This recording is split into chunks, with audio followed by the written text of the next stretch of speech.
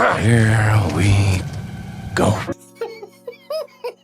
I don't want to kill you. What would I do without you? No, you complete me. What I don't know. All them things that I don't know. You killed if I come to know them. You hate me.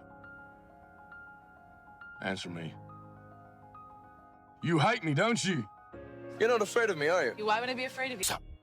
Before he died, Heath Ledger was playing a role that would define a generation and destroy him in the process.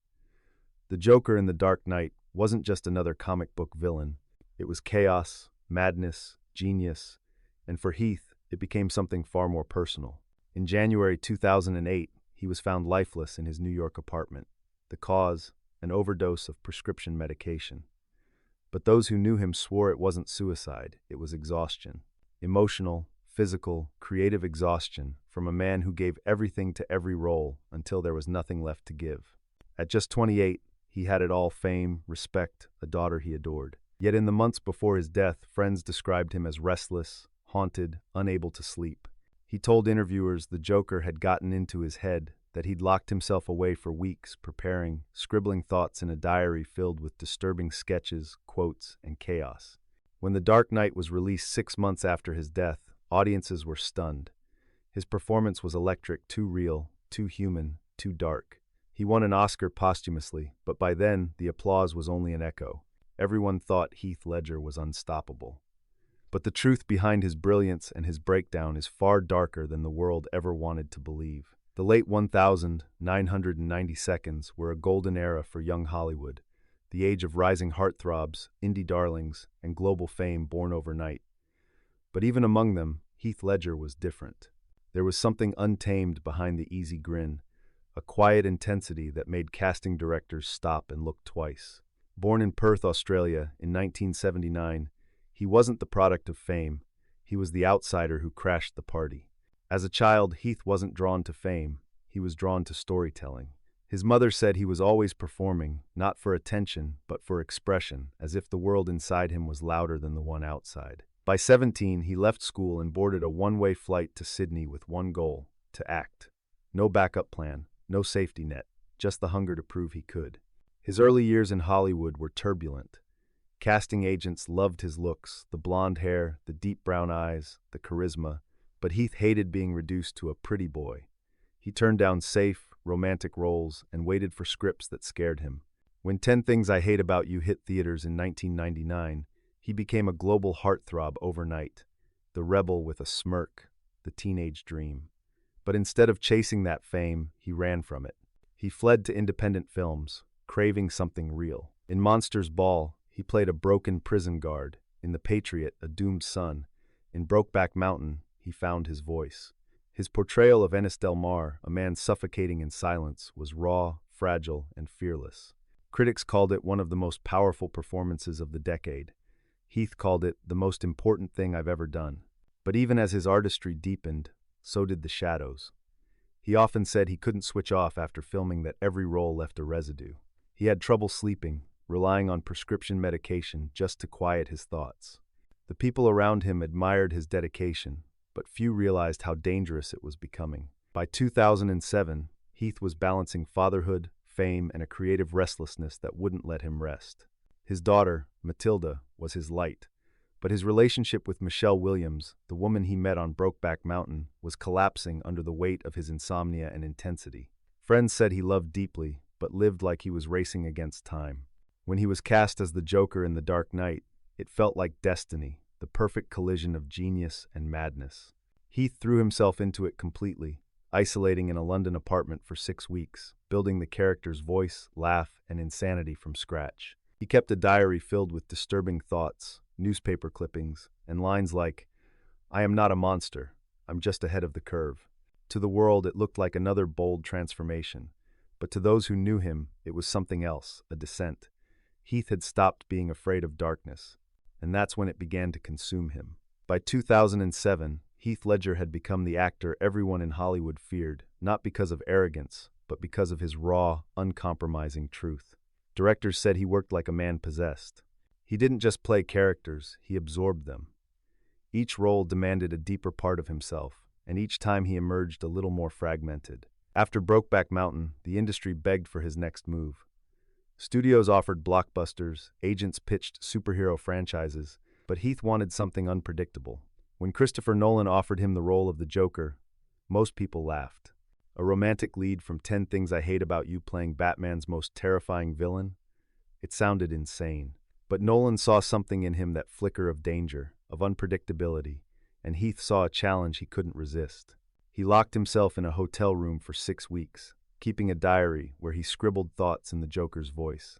Chaos, death, loneliness. He practiced the character's eerie laugh until it no longer sounded human.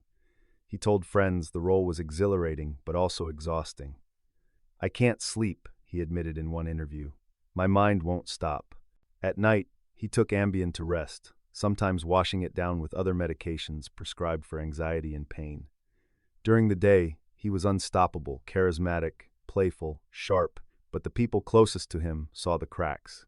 His relationship with Michelle Williams had ended, and though he adored their daughter Matilda, the distance tore at him. He moved into an apartment in Soho, New York, where he lived mostly alone, surrounded by scripts, notebooks, and drawings. Filming The Dark Knight pushed him to his limits. Nolan later said Heath's energy on set was fearless, like nothing I'd ever seen. His co-stars were mesmerized, but when the cameras stopped, he didn't relax. The Joker followed him home. He was still scribbling, still pacing at night, still unable to shut the noise off. "Heath lived every emotion," said his friend, director Terry Gilliam. "The problem was, he didn't know how to come back from them." After wrapping The Dark Knight, Heath went straight into the Imaginarium of Dr. Parnassus, another surreal, demanding project with no break in between. He was visibly drained but refused to slow down. "I'm just tired," he told a reporter, smiling weakly. "I need to sleep." Those who saw him in his final weeks described a strange mix of serenity and exhaustion. He spoke lovingly of Matilda, joked with friends, and seemed focused on his work, yet there was something distant in his eyes. He was taking multiple prescription medications for pain, for anxiety, for sleeplessness, all legally obtained, all deadly in combination. On the 22nd of January 2008, the world woke to headlines that didn't seem real. Heath Ledger, 28, dead in his apartment. The cause: acute intoxication from a mix of sleeping pills, painkillers, and anti-anxiety drugs. It wasn't suicide. The toxicology report made that clear. It was the perfect storm of exhaustion and medication, a fatal cocktail for a man who hadn't slept properly in months. When The Dark Knight premiered 6 months later, audiences were stunned. His Joker was unlike anything Hollywood had ever seen. Terrifying, magnetic, alive. The performance earned him an Academy Award for Best Supporting Actor. He didn't live to see it. Heath Ledger's rise was meteoric. His fall was quiet, a man who gave everything to his art until the art took everything from him. After Heath Ledger's death, the world needed an explanation. The press called it the Joker curse, linking his passing to the dark character he had embodied so completely. But those who knew him best said it wasn't a curse, it was a collision between genius, pressure, and the impossible pace of Hollywood. Behind the headlines, the truth was quieter and far more tragic. Heath had been suffering from chronic insomnia long before The Dark Knight. Friends said he could go days without sleep. He'd lie awake for hours, his mind racing, flipping between characters, voices, and unfinished ideas. He once confessed, "I'm always tired, but I can't stop thinking. My mind just won't shut off." Doctors prescribed a rotating cocktail of medications: Ambien, Xanax, Valium, oxycodone, and more. Each one offered a temporary escape, but together they were lethal. On that final night, Heath was alone in his apartment. His housekeeper found him the next afternoon, still peaceful, as if he had finally gotten the sleep he had been chasing for years. The world mourned him publicly, but behind closed doors, those closest to him were shattered. Michelle Williams, the mother of his daughter Matilda, said quietly, "My heart is broken." Christopher Nolan described editing The Dark Knight as a painful, surreal experience, watching someone so full of life in every frame, knowing he was gone. Then came the conspiracy theories, claims that the Joker had driven him mad, that he'd been method acting to the point of destruction. But Heath's friends rejected that narrative. He wasn't losing his mind. He was a father, a thinker, a restless artist. His real battle wasn't with madness, it was with exhaustion, and an industry that glorifies it. Hollywood worships obsession. It applauds the actor who loses himself in a role, the musician who never sleeps, the creator who burns out in the name of brilliance. Heath embodied that myth too perfectly.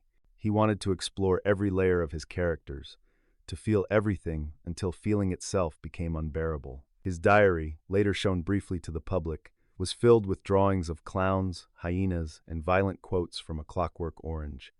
The last page read simply, "Bye-bye." Whether it was goodbye from Heath or from the Joker, no one knows. But the symbolism was haunting. In the aftermath, his death exposed something Hollywood had long ignored: the human cost of performance. Actors were expected to transform completely, to bleed for their art, but no one taught them how to heal afterward. Heath Ledger became the most devastating example of that silence. His friends say he wasn't afraid of the darkness, he was fascinated by it. But the danger is that darkness, once entered, doesn't always let you out. Heath didn't die from one bad night. He died from a system that applauds obsession and neglects recovery, a system that mistakes pain for passion. And yet, his legacy was sealed in that very paradox. When The Dark Knight premiered, audiences stood in silence not just for the Joker, but for the man inside the chaos. The performance wasn't just acting, it was truth, raw and unfiltered. Heath Ledger didn't play the Joker, he became him. And perhaps, in some tragic way, that's what set him free. Heath Ledger's story is not just about a great actor who died too young. It's about what happens when brilliance collides with the machine of fame. He was a man who refused to fake anything, who gave himself completely to every role, every emotion, every risk. Hollywood celebrated his intensity, but never protected his humanity. That's the cruel irony of the system. It worships genius, but it doesn't know how to care for the person behind it. From this channel's perspective, Heath Ledger was not consumed by madness, he was consumed by honesty. He wanted to understand the human soul in all its chaos. When he played Ennis Del Mar in Brokeback Mountain, he didn't act, he lived the pain of repression. When he became the Joker, he didn't just play a villain, he revealed something terrifying about society itself. That chaos doesn't come from evil, but from indifference. In every frame, Heath Ledger was searching for truth. But the truth can be a dangerous place to live. The entertainment world rewards intensity but punishes vulnerability. Heath's insomnia, his loneliness, his overwork, these weren't just personal issues. They were symptoms of an industry addicted to performance, where rest is weakness and silence is failure. There's also the tragedy of how quickly the media turned his death into mythology. Headlines spoke of the Joker curse instead of prescription misuse, overwork, and neglect. They made him another legend, not a human being. But maybe that's what Heath was fighting against his entire life, the idea that actors are gods, not people. His death forced Hollywood to confront its darkest mirror. How far are we willing to let artists destroy themselves for greatness?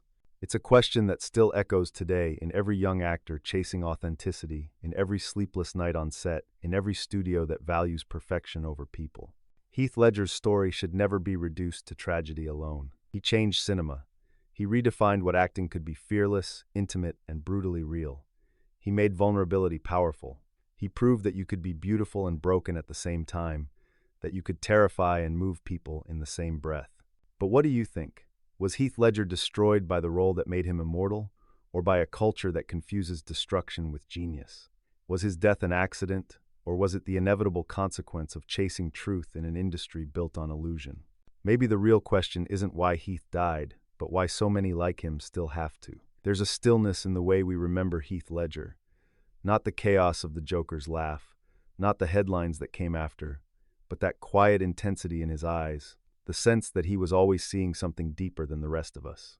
He left behind only 28 years, yet somehow his shadow still lingers across modern cinema like an echo that refuses to fade. Watch him in Brokeback Mountain, the way he trembles, the way he holds back everything he wants to say.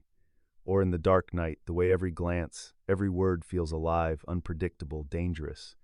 You realize he wasn't performing, he was revealing. Every scene was a confession, every role a piece of himself. He once said, "I only take roles that scare me." Maybe that's why he connected so deeply with audiences, because fear was never something he ran from. It was something he transformed into art. He made vulnerability heroic, and in doing so, he became one of those rare souls who remind us that brilliance and fragility are often the same thing. His death wasn't the end of a story. It was the beginning of a question about the price of greatness, the pressure of expectation, and the loneliness behind the applause. Heath Ledger became a mirror for our obsession with genius, a reminder that the brightest flames burn the shortest. Even now, when we hear that gravelly Joker voice or see his smile frozen in a frame, it's impossible not to wonder what he might have become, what worlds he might have built if time had been kinder. But maybe, in some way, he's still here, in every performance that dares to feel too deeply, in every artist who refuses to play it safe. Heath Ledger was more than a legend. He was a spark that reminded us how human greatness truly is messy, fleeting, and heartbreakingly real. Some stories were never meant to be known. But now, you know.